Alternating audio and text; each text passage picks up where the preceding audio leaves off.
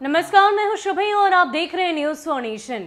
लोजपा दलितों की पार्टी है और इसकी चर्चा लगातार उनकी तरफ से की भी जाती है।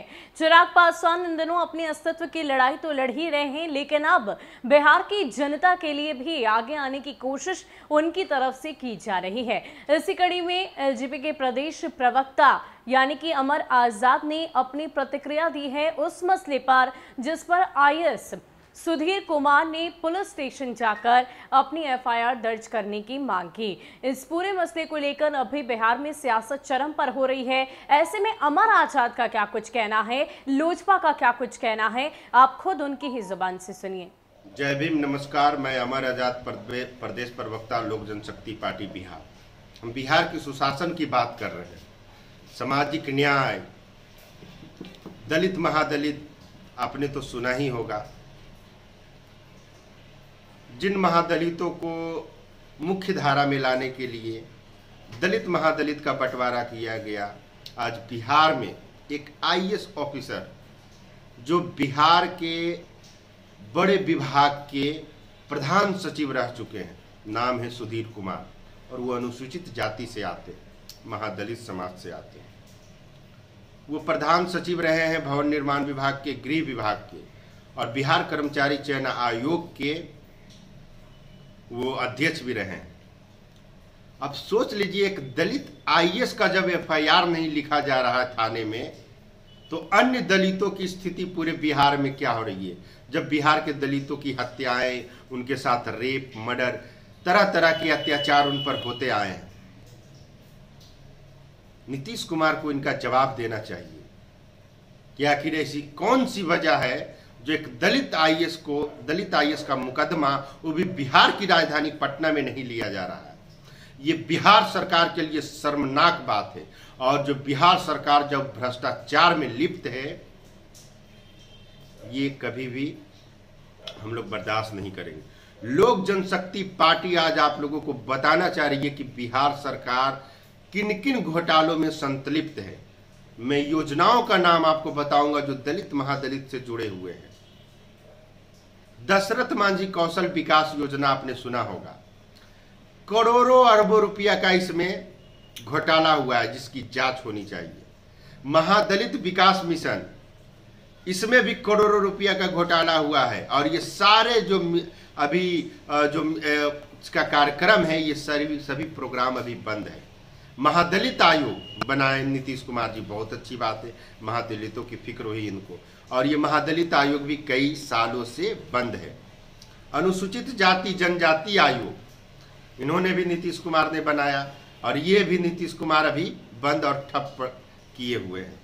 SC ST post matric scholarship योजना, आपको याद होगा जब 2015 में एक संकल्प बिहार के SC ST विभाग के द्वारा नीतीश कुमार के इशारे पर आया था कि बिहार के बाहर जो इंजीनियरिंग मेडिकल की पढ़ाई करते हैं उनको वहाँ के सरकारी रेट पर दिया जाएगा। जबकि पहले से ये केंद्र सरकार का यह प्रोविजन है कि शेड्यूल कास्ट के बच्चे देश भारत के किसी भी राज्य में पढ़ेंगे, किसी भी कॉलेज में पढ़ेंगे, वहाँ का जितना खर्च आएगा वो वहाँ का बिहार सरकार और केंद्र सरकार पूर्ति करेगा। इसको भी नीतीश कुमार ने खत्म कर दिया, जिसकी वजह से हजारों की संख्या में लोग पढ़ाई अपना छोड़ दिए हैं दलित छात्र।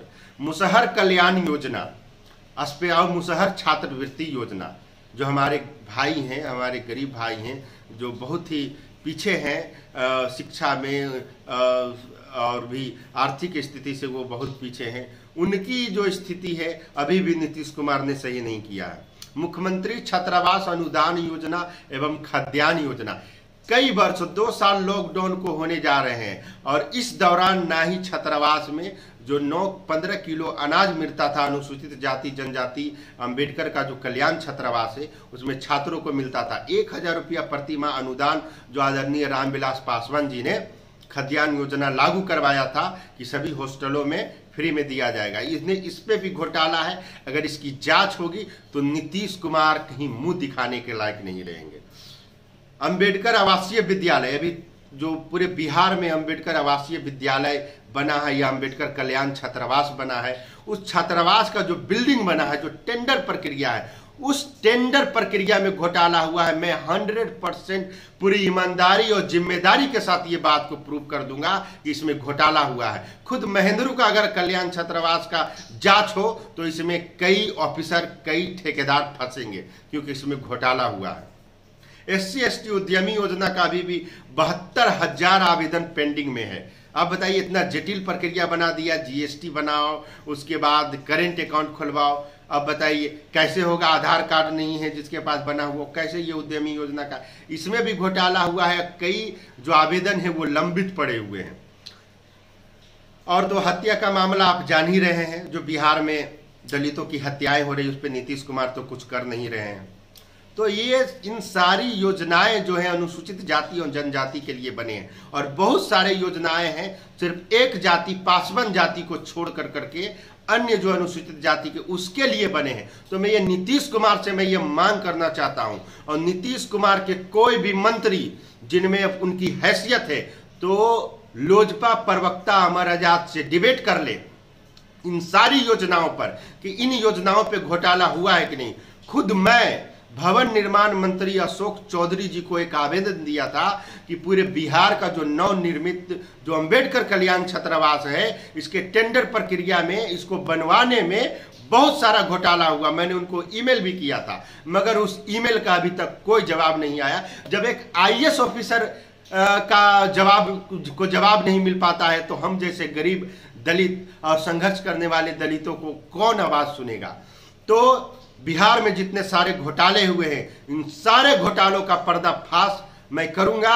और सुधीर कुमार जो महादलित समाज से आते हैं, अनुसूचित जाति के IAS हैं, उनके साथ लोक जनशक्ति पार्टी, चिराग पासवान जी मजबूती के साथ खड़े हैं। और उनका FIR क्यों नहीं लिया जा रहा है? दलित महादलित का बंटवारा आपने किया नीतीश कुमार जी, और अंग्रेजों की तरह हमारे आदरणीय नेता चिराग पासवान जी ने ये ट्वीट भी किया है कि आपने दलित महादलित करके अंग्रेजों के जैसे बांटो और राज करो की नीतियां अपनाई है। आज एक बड़े IAS जो बिहार के हैं, हमारे समाज के, हमारे भाई हैं, हमारे बड़े भाई, हमारे खून हैं, उनका आवेदन क्यों नहीं स्वीकार किया जा रहा है? और उनका आवेदन अगर मुकदमा नहीं हुआ, 3 महीना पहले भी उन्होंने आवेदन दिया था, मोहर ठप्पा जो सरकारी ठप्पा होता है मार करके दे दिया जाता है। ये है बिहार सरकार, नीतीश कुमार की निरंकुश सरकार, भ्रष्टाचारी सरकार ये जो है।